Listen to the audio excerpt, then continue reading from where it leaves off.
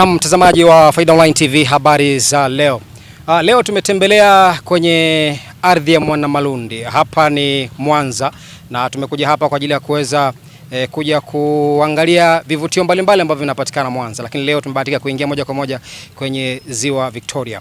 Na tumekuja hapa kwa ajili ya kuweza kuona mawe ambayo yamepandana au yamebebana maarufu kama Bismarck Rock. Faida Online TV, watu wa Field Pass na hiana, tumefika hapa kwa ajili ya kuweza kuendelea taarifa hii. Naitwa Karim Faida, hii ni Faida Online TV. Kukumbusha kusubscribe, ku like na comment yetu ili endelee kupata habari zetu. Sisi ni watu wa Field Dume, Field ya Kibabe. Tafadhali baki nasi. Naam, kwa majina naitwa Joram Abdalla. Mimi ni tour guide ndani ya kampuni ya MV Ushashi. Karibuni sana ndani ya Ziwa Victoria.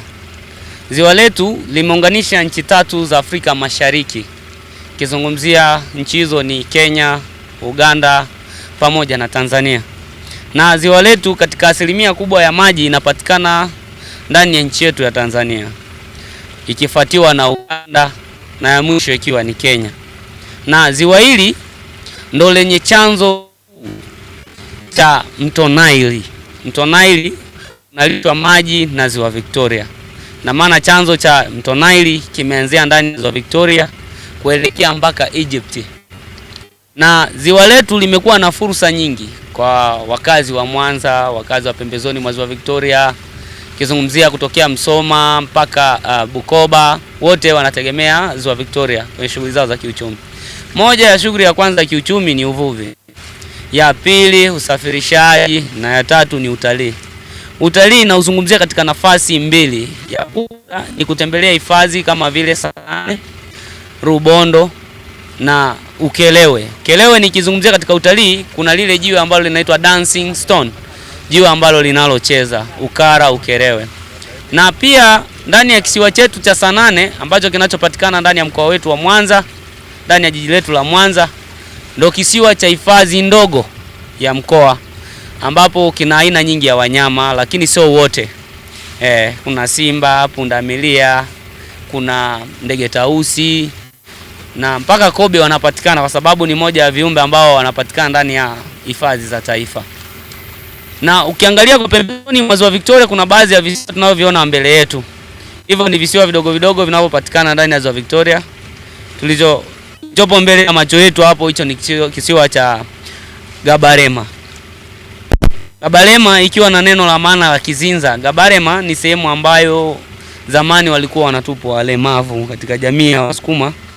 Kwa mtoto ambaye ni mlemavu arubino walikuwa wanaona ni mkosi. Kwa ilikuwa kama sehemu ya walemavu. Kwa zamani kihistoria ilikuwa ni ya kiimani. Lakini baada ya kujua haki za binadamu zipo, imekuwa ni sehemu tu kama ya fursa na historia iliyotunzwa kwa Mwanza.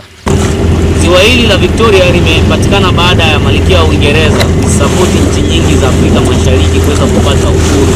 Wakaamua kumwenzi na kuitoa historia yake itunzwe katika ziwa hili. Alikuwa anaitwa Alexandria Victoria. Ingine pia ndani ya Ziwa Victoria kuna baadhi ya sehemu zina historia za machifu. Kwa mfano kwenye kisiwa chetu kile ambacho kinajulikana kwa jina la Bismarck, pale palikuwa ni pahala pa ibada za kichifu na pamebeba maudhui ya watu wawili, na maana anamzungumzia kansela Otto von Bismarck na panamzungumzia Mwanamalundi ambaye alikuwa ni chifu wa Kisukuma. Na moja ya vitu ambavyo vinavyovutia ndani ya Ziwa Victoria, kuna aina nyingi ya makundi ya ndege yanayotegemea kula samaki ndani ya ziwa letu. Kwa mfano wanapatikana hao ndege weusi, kwa lugha ya Kiingereza tunawaita Cormorant. Ndio ndege pekee ambao wanaopatikana katika mabara tofauti tofauti, lakini sio yote. Ukienda bara la Asia wanapatikana upande wa Korea. Na kingine pia ndani ya Ziwa Victoria maji haya yamekuwa fursa yanasaidia jamii baadhi ya mikoa. Shinyanga, Geita, Katoro, yote hiyo inategemea ndani ya Ziwa Victoria. Bukoba, Msoma inategemea ndani ya Ziwa Victoria. Maji haya imekuwa ni fursa kuweza kusaidia jamii inayozunguka ndani ya kanda ya ziwa. Na process ya serikali tunadhani na tunasikia inabidi afike Dodoma kuweza kusaidia Watanzania wote. Kwa jamani, kwa kufupisha maelezo mengi, muenjoy moment. Karibuni sana. Shukrani.